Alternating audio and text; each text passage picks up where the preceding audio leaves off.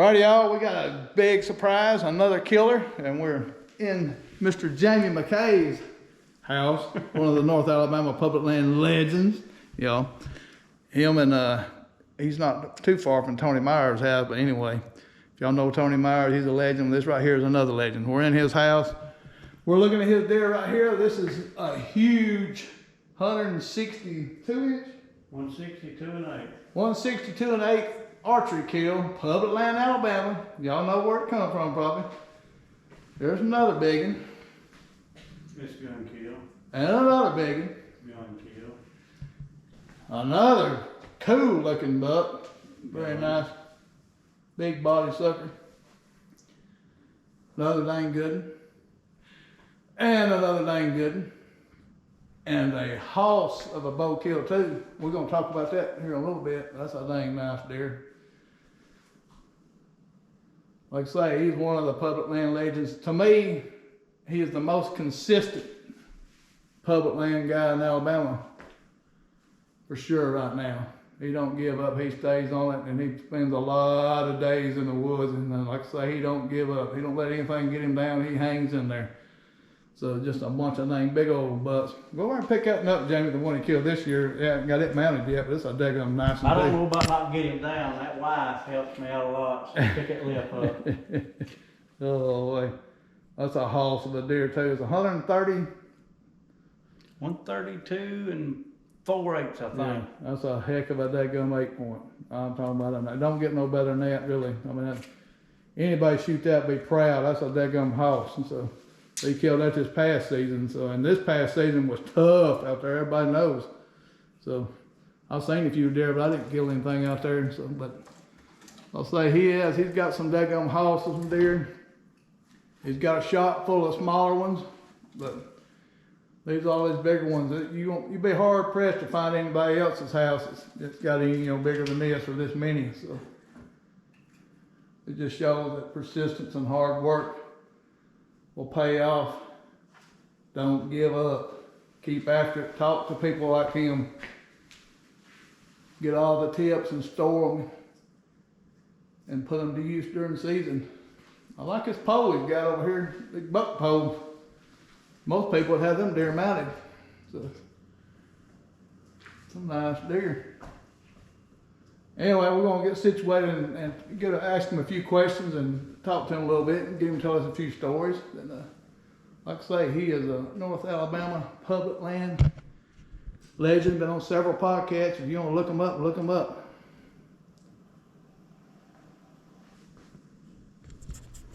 Okay, y'all. Like I say, we're in Jamie's house. He's gonna tell us a story about this whopper archery kill he got. 142 and something inch. 2/8. 142 and 2/8. That's a hoss. Like I said, 142 and 2/8. And good widespread, big body. One of the biggest body deer he killed, right, I think?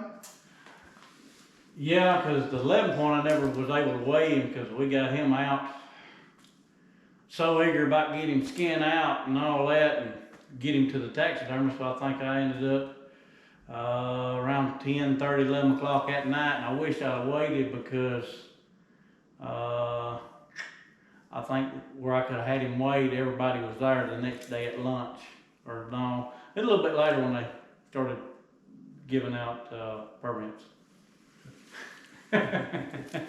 But yeah, because this one right here I think weighed 182, yeah, 182 field dressed. Wow. And I'd cut the flank out because I let him lay overnight. And I'll get into the story here in a minute, but I let him lay overnight. Anyway, it was pretty rough gutting him out, so I just cut all the flank out to get into it a little easier. So he might have been just maybe a pound or two more, and then I think I had a buddy use the formula on him, and I think 239 would have been the live weight at 182 field dressed. Yeah, that's a heck of a deer. But boy, I'm glad he went with me because he was a booger to get out. But anyway, get on with the story. I think I had a couple game camera pictures of him on the trail that I used to hunt religiously until some of the terrain feature had changed and really waiting on it to thicken back up. But I don't know, we'll see. But that particular day there, I'd worked off a swing shift. I think I come home, got a nap, jumped up. My youngest daughter was in the hospital, swung by, seen her. I told them I'm gonna go ahead and go hunting. And that particular evening, I think it was really, really hot. It was hot enough that I walked in without a shirt on, just trying to keep all the sweat and the scent down. Got in, got climbed up, and like I said, I worked off that morning. I took a nap. I woke up, I think, around 3, and it wasn't long. He was actually on his feet, and didn't think much of it because I hadn't looked at no weather. Super hot that evening, and anyway, the trail normally come around top of the bluff, and when I seen him come out of the cover and seen what he was, I had bow in hand, and then I couldn't take a shot because he actually turned and come straight to the tree. When he comes straight to the tree, I'm standing, I don't know how, I'm up in the tree pretty high, and I'm sitting there looking at him.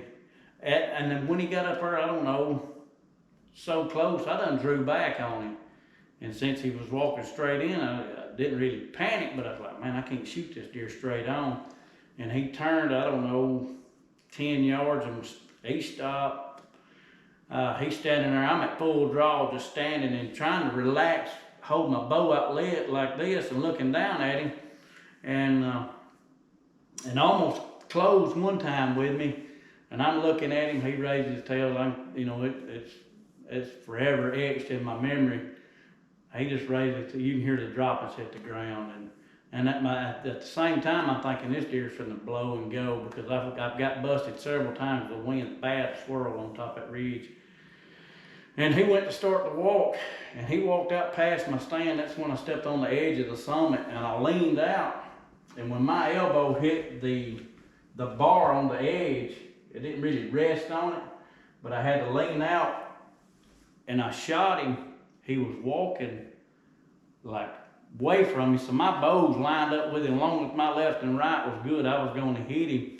And my brother does all the archery tournaments, and I'll shoot them from time to time, but when you shoot something that close, you use like your 40, 50 yard pin to hit dead on where you're aiming, and it's just a mindset thing. I cannot, even though I've shot tournaments and shot them targets up close like that and use that pin, I just couldn't on this deer. So anyway, and when he run off, I'm thinking in my mind, it's like, man, did I hit where I think I hit that deer at?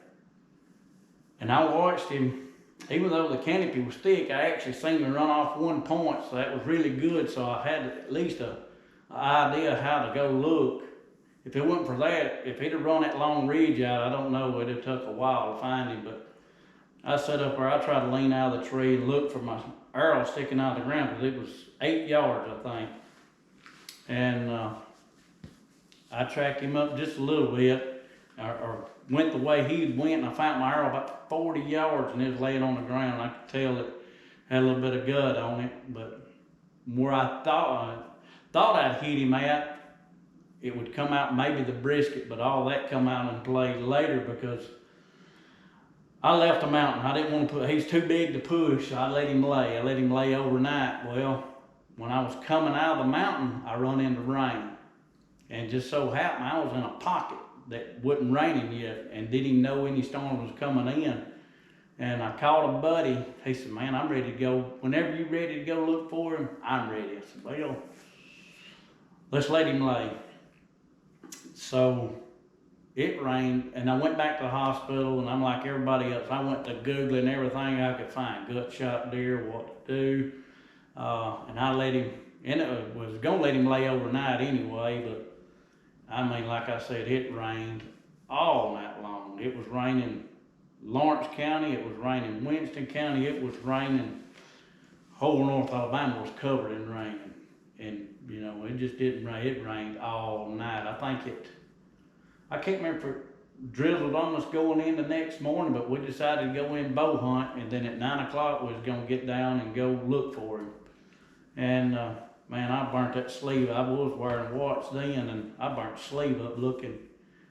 At the time, waiting on 9 o'clock to get down, I'd take my rangefinder, I'd click it, and I used to remember the angle, because it has the arc in it, the angle finder in my range finder.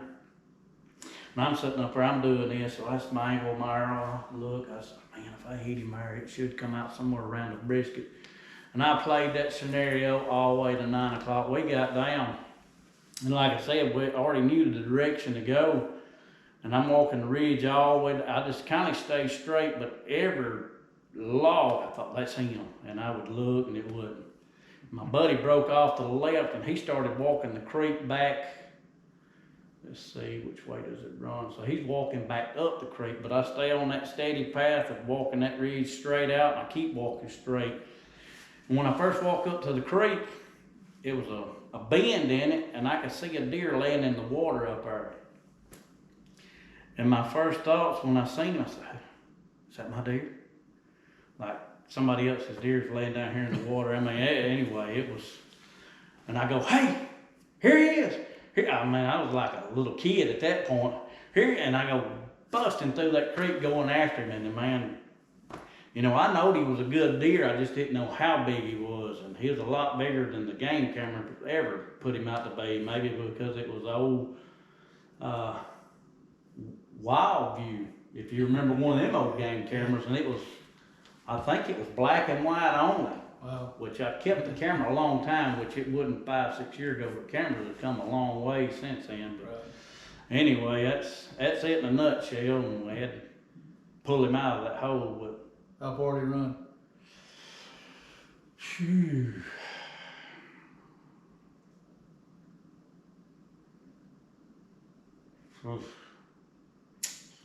I wouldn't be scared to say 800 to 1,000 yards to make it down to the branch. Wow. But once he made it to it, since we didn't bump him, That's where he stayed. we felt like he was, when I got out of the mountain, we felt like he was dead then. Because it went through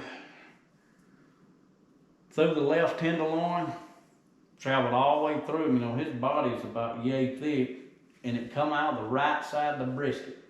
So it made it through we figured it went through the diaphragm, got the liver and all that, and then come out. I don't know if it clipped the lung or not, but we really felt like after we found the deer and looked at him, he was a dead deer that night. But like I said, as big as he was, body and rack, I never wanted to push him.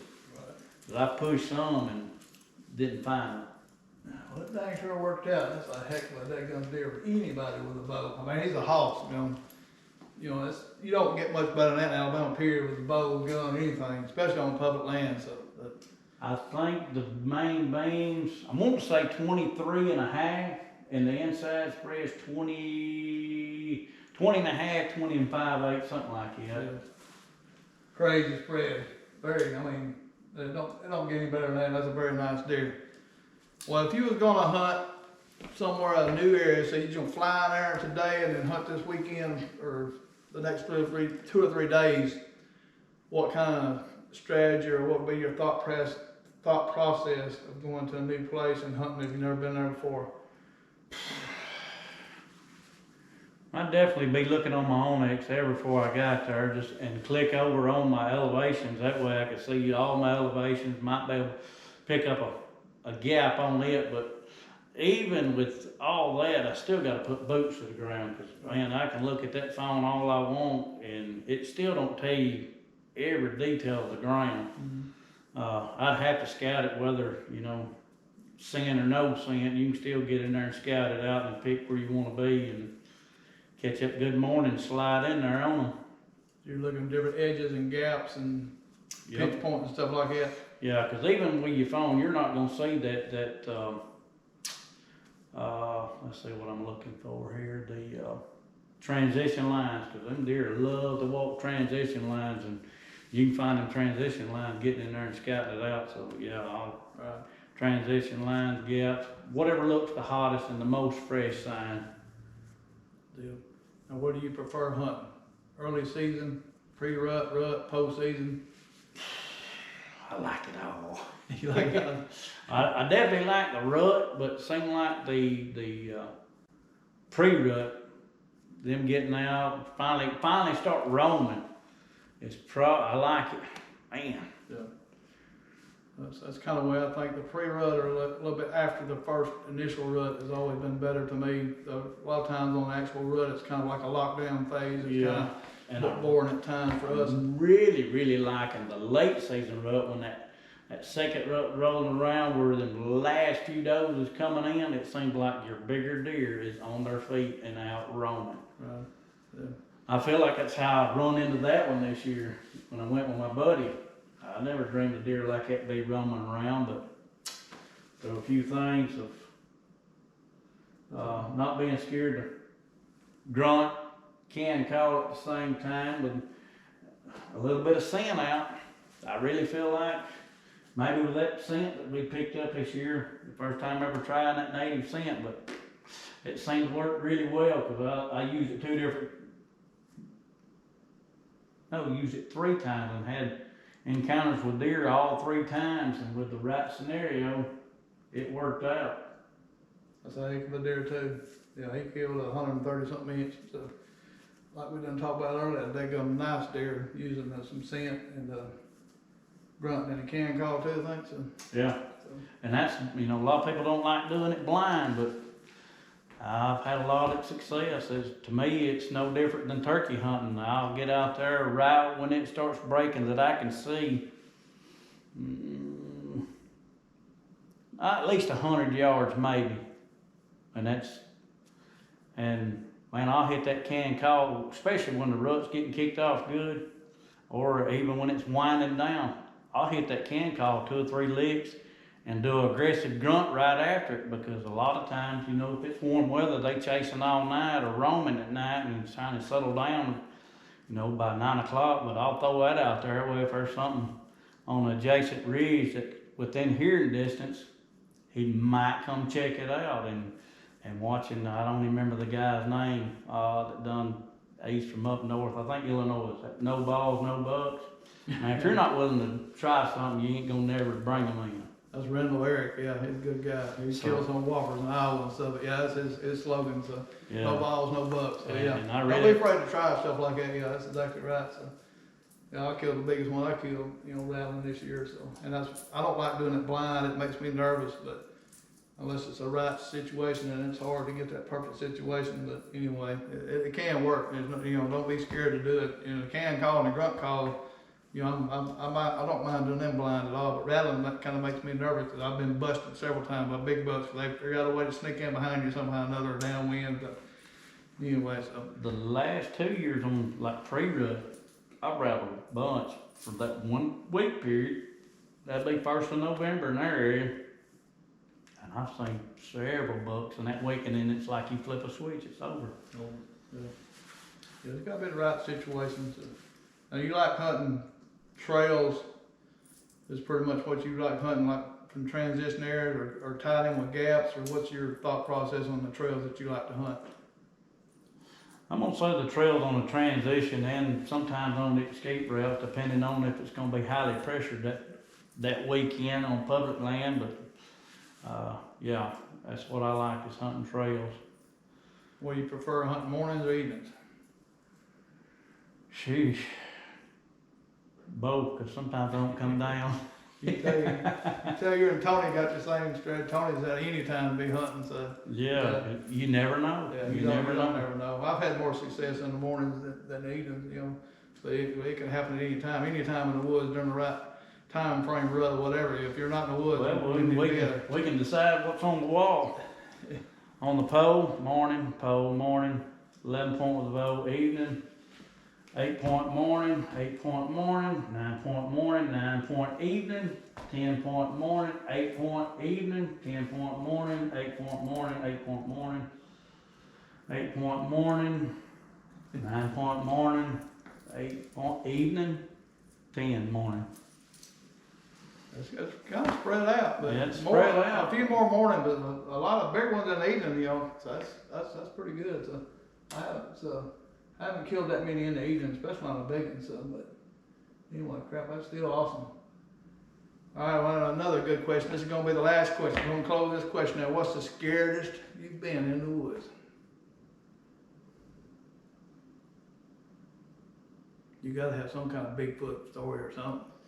Probably the scariest is when my father-in-law had the heart attack and had to get him out. But as far as being funny, scared, was what me and let's see, we was coming out. It was two of us.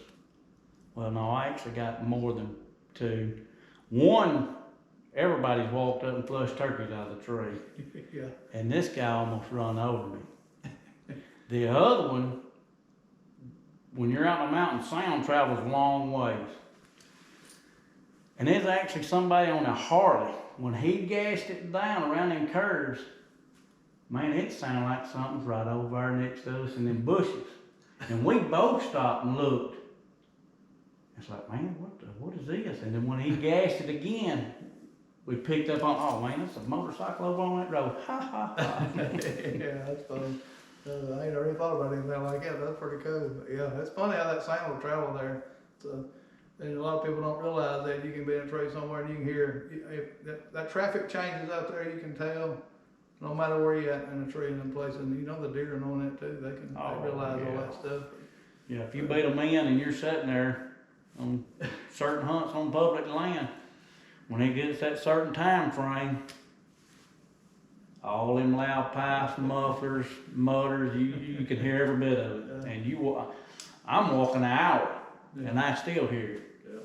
Yeah, that's amazing. And you know the deer can hear. They know something's changing, so they're gonna change their tactics a little bit to hide from the people. So we appreciate you letting us come out. That's awesome. And like I've been here before and seen this stuff. I can't wait to see that one mounted. But it's good talking to you, and I appreciate it. And hope everybody like this and get a little good info at it and see some of them big old deer he's killed. But y'all keep on subscribing and sharing and tell us what you think. And any more people you want us to try to get to, whatever, it'd be cool, just to let us know. So anyway, see y'all. Appreciate it. Hey everybody, appreciate y'all stopping by and checking the channel out. You know, we really appreciate the support and the comments and stuff like that. So if you don't mind, keep it up. And if you haven't got a book yet, stop by Amazon or check Amazon out and get a book. If you want one signed or something like that, you can contact me on Facebook, personal message, stuff like that, and I'll get one took care of to you. So